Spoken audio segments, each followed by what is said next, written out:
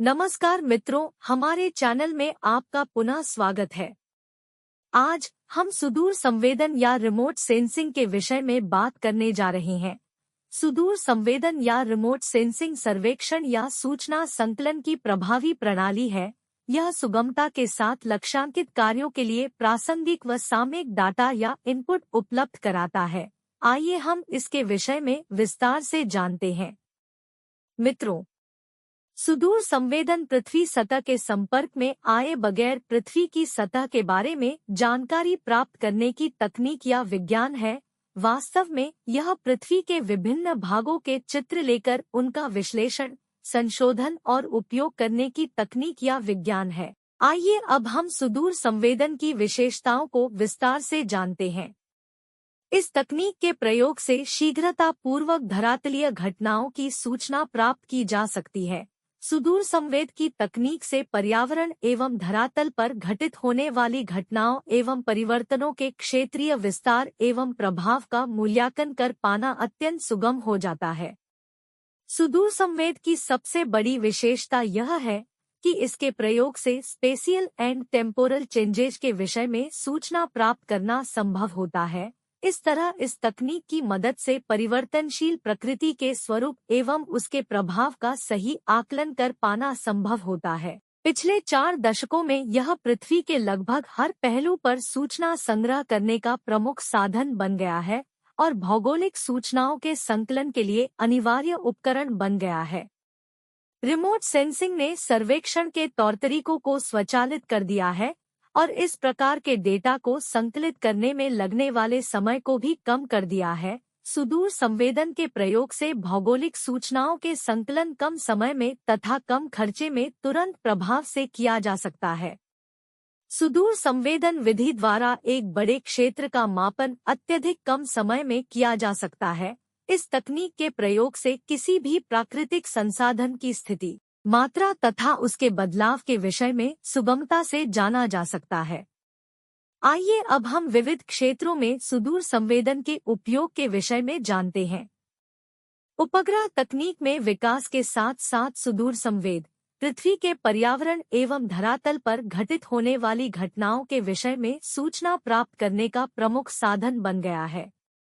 उपग्रहों में शक्तिशाली विभेदन क्षमता वाले यंत्र लगे हुए होते हैं जो पृथ्वी के विभिन्न भागों के चित्र लेते हैं। सुदूर संवेदन या रिमोट सेंसिंग से प्राप्त चित्र या इमेज का उपयोग विविध क्षेत्रों में लक्ष्यांकित कार्यों के लिए किया जाता है। कृषि के क्षेत्र में रिमोट सेंसिंग का उपयोग फसल के स्वास्थ्य की निगरानी करने, पैदावार की भविष्यवाणी करने और सिंचाई और उर्वरक के उपयोग को अनुकूलित करने में किया जाता है। पर्यावरण निगरानी के क्षेत्र में भी रिमोट सेंसिंग बहुउपयोगी है। यह वनों की कटाई, वनों के ह्रास पर नजर रखने, प्रदूषण के स्तर की निगरानी करने और संरक्षण उद्देश्यों के लिए जैव आवास का आकलन करने में सहायता करता है।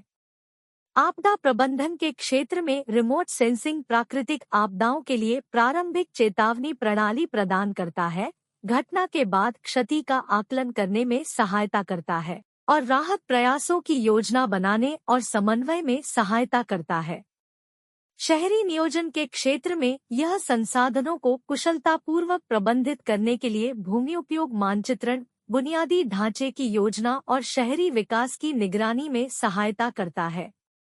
जल संसाधन प्रबंधन के क्षेत्र में पानी की गुणवत्ता की निगरानी, जल निकायों में परिवर्तन का पता लगाने और कृषि और मानव उपभोग के लिए जल वितरण के प्रबंधन के लिए रिमोट सेंसिंग महत्वपूर्ण है। मौसम का पूर्वानुमान के क्षेत्र में सैटेलाइट इमेजरी तूफानों पर नजर रखने, जलवायु पैटर्न की निगरानी करने और मौसम संबंधी चरम घटनाओं की भविष्यवाणी करने में मदद करती है। भूविज्ञान के क्षेत्र में रिमोट सेंसिंग का उपयोग खनिज अन्वेषण, भूवैज्ञानिक मानचित्रण और पृथ्वी की संरचना और इतिहास को समझने के लिए भूआकृतियों का अध्ययन करने के लिए किया जाता है। पुरातत्व के क्षेत्र में यह प्राचीन स्थलों की खोज करने, सांस्कृतिक विरासत की निगरानी करने और मानव इतिहास और सभ्यता को समझने के लिए समय के साथ परिदृश्य परिवर्तनों का अध्ययन करने में सहायता करता है। सुदूर संवेदन उपग्रह विभिन्न परियोजनाओं के कार्यान्वयन के लिए अपेक्षित आंकड़े उपलब्ध कराते हैं। सुदूर संवेदन उपग्रह से प्राप्त चित्र हमारे प्राकृतिक संसाधनों तथा उनसे संबंधित जानकारी देते हैं। पिछली सदी में सैटेलाइट आधारित रिमोट सेंसिंग के आविष्कार के बाद इस स्थिति में काफी बदलाव आ गया है। भौगोलिक सूचनाओं के संकलन के लिए यह अब अनिवार्य उपकरण बन गया है। पिछले लगभग 20 वर्षों में विभिन्न क्षमताओं के सुदूर संवेदन उपग्रह अंतरिक्ष में स्थापित किए गए हैं, जिससे निरंतर सुदूर संवेदन आंकड़े प्राप्त किए जा रहे हैं। हाल के वर्षों में अति उच्च स्थानिक विभेदन उपग्रहों की उपलब्धता से उनका उपयोग कई गुना बढ़ गया है। आइए अब हम भारत में सुदूर संवेदन के विकास और उपयोग के संदर्भ में भी चर्चा कर लेते हैं। भारत में सुदूर संवेदन को पिछले 4 दशकों के दौरान विभिन्न उपयोगों के लिए प्रयुक्त किया गया है और उसने विकास कार्यों में विशेष योगदान दिया है। भारतीय सुदूर संवेदन IRS उपग्रह प्रणाली द्वारा लिए गए प्रतिबिंब का उपयोग कृषि से लेकर शहरी नियोजन तक विविध क्षेत्रों में किया जाता है। कार्टोसैट 2A भारतीय सुदूर संवेदी उपग्रह श्रृंखला IRS का उपग्रह है। यह एक परिष्कृत सुदूर संवेदी उपग्रह है जो विशिष्ट स्थल का दृश्य प्रतिबिंब प्रदान करता है।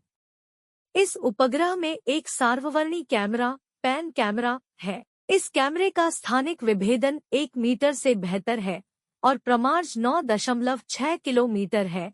इस उपग्रह के चित्रों का उपयोग मानचित्र संबंधी अनुप्रयोगों जैसे कि मानचित्रण, नगरीय एवं ग्रामीण मूलभूत अवसंरचना विकास एवं प्रबंधन और साथ ही साथ भूमि सूचना प्रणाली LIS एवं भौगोलिक सूचना प्रणाली GIS में किया जाता है। आज की अध्ययन यात्रा में बस इतना ही। हमारी अध्ययन यात्रा के अगले संस्करण में एक अन्य तकनीक या उपकरण के विषय में जानने के लिए हमसे फिर जुड़े। यदि आपको हमारा यह संस्करण उपयोगी लगा हो तो लाइक बटन दबाना न भूलें। इस तरह के और अधिक अध्ययन विषयक सामग्री के लिए सब्सक्राइब करें और यदि कुछ विशेष अपेक्षित है और आप चाहते हैं कि हम भविष्य में उसे कवर करें तो हमें टिप्पणी में बताएं। ऑडियो बुक के इस अंक को सुनने के लिए धन्यवाद और अगली बार जब तक हम फिर मिले तब तक अपनी उत्सुकता बनाए रखें।